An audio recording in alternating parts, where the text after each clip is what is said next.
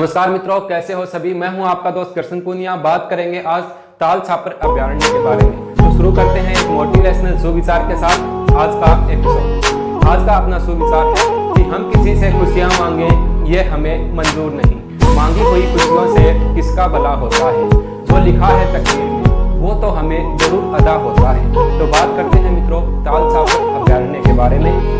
सबसे पहले स्थिति को जानने का प्रयास करते हैं। जैसा कि आप लोग सभी जानते हो, ताल छापर अभयारण्य जो है ये चूरू जिले की सुजानगढ़ तहसील के अंतर्गत आता है। अब यह अभयारण्य जो है बीकानेर रियासत में पड़ता था।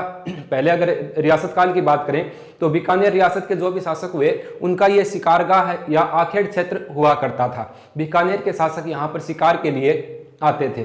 इस अभयारण्य की स्थापना या इस उद्यान की स्थापना की बात करें तो इसकी स्थापना अप्रैल 1966 में हुई थी। आगे अगर महत्वपूर्ण पॉइंट्स देखें तो ताल छापर जो है या छापर का एरिया जो है इसे प्राचीन समय में या महाभारत काल में द्रोणपुर के नाम से जाना जाता था, क्योंकि एकलव्य के गुरु थे द्रोणाचार्य, वो ताल छापर यानी द्रोणपुर के ही रहने वाले थे। तो आप इस तथ्य को याद रखना। प्राचीन समय में या महाभारत काल में ताल छापर को द्रोणपुर के नाम से जाना जाता था, क्योंकि द्रोणाचार्य यहीं पर तपस्या किया करते थे। आगे अगर बात करें तो यह अभयारण्य जो है कई प्रकार के पक्षियों के लिए, कई प्रकार के जो अपने जीव जंतु है उनके लिए प्रसिद्ध रहा है या अभी भी प्रसिद्ध है। बात करें पशु पक्षियों की तो यहाँ पर स्वदेशी पक्षियों के अलावा कई विदेशी पक्षी भी शीत ऋतु में आते हैं। बात करें पक्षियों की तो इनके अंतर्गत जैसे मंगोलिया से या कजाकिस्तान से या रूस से कई प्रकार की छोटी मोटी चिड़ियाओं की प्रजातियां भी यहाँ पर आती हैं। ये पक्षी शीत ऋतु में यहाँ आते हैं और शीत ऋतु में यह अभयारण्य जो है ये पक्षियों की चहचहाहट से गूंज उठता है। अगर पक्षियों के अंतर्गत महत्वपूर्ण फैक्ट्स एग्जाम की दृष्टि से देखें तो यहाँ पर क्रूजा पक्षी जो है वो विशेष रूप से पाया जाता है। क्रूजा पक्षी इसी अभयारण्य में पाया जाता है, जिसे डेमोलिज्म क्रेन के नाम से जाना जाता है। इस अभयारण्य के अलावा क्रूजा पक्षी जो है मित्रों वो खीचन जोधपुर में भी पाया जाता है, और क्रूजा पक्षी का कृत्रिम प्रजनन केंद्र जो है वो भी खीचन जोधपुर में स्थापित किया गया है। और याद रखना क्रुंजा एक अपना गीत भी है, राजस्थान में गीत के रूप में भी उसे गाया जाता है। वो एक विरह गीत के अंतर्गत आता है। विरहणी जो है वो अपने प्रीतम को याद करके क्रुंजा पक्षी के माध्यम से उसे संदेश पहुंचाने का प्रयास करती है। तो क्रुंजा पक्षी भी है और क्रुंजा एक लोकगीतों के अंतर्गत भी आता है। आगे अगर बात करें तो यह अभयारण्य जो है ये कृष्ण मृग के लिए जाना जाता है, यानी काले हिरण जो है वो ताल छापर अभयारण्य की मुख्य विशेषता मानी जाती है।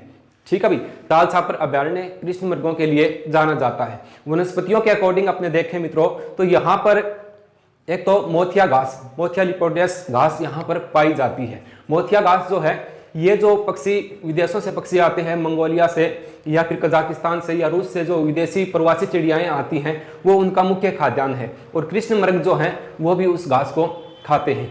इस अभयारण्य में कोई विशेष पेड़ों की संख्या नहीं है, एकात्र पेड़ यहाँ पर देखने को मिलते हैं। फिर भी घास ये जो वनस्पति है उसको खाने के लिए काफी पक्षियों की चहचहाहट यहाँ पर बनी रहती है। आगे अगर बात करें तो इसी अभयारण्य में कंटीली झाड़ियाँ, लाना नामक झाड़ियाँ यहाँ पर पाई जाती हैं। लाना नामक छोटी छोटी झाड़ियाँ हैं जो कंटीली झाड़ियाँ उष्णकटिबंधीय वनस्पति के अंतर्गत जो आती हैं वो इसी अभयारण्य में पाई जाती हैं। अगर पशु पक्षियों में अन्य बात करें तो खरगोश, रोही चूहा या फिर लोमड़ी जैसे छोटे जो मृस्थलीय जीव हैं वो यहाँ पर देखने को मिलते हैं।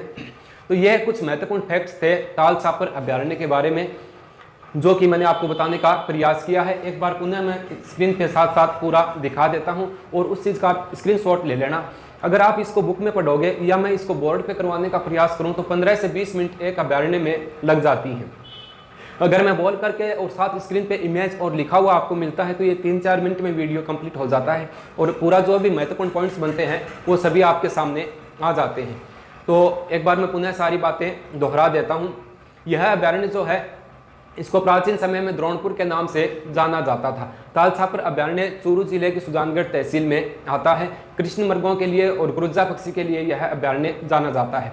यहाँ पर मोथिया नामक घास पाई जाती है और इसी अभयारण्य में लाना नामक झाड़ियाँ जो हैं वो भी पाई जाती हैं। इस अभयारण्य की स्थापना अप्रैल 1966 में की गई थी। तो ये महत्वपूर्ण फैक्ट्स इसी अभयारण्य से रिलेटेड हैं। यदि अगर आपको वीडियो अच्छा लगे तो प्लीज़ लाइक करें और अपने मित्रों के साथ, अपने दोस्तों के साथ वीडियो को शेयर करें ताकि दी हुई जानकारी अन्य स्टूडेंट या बच्चों के पास भी पहुंच सके।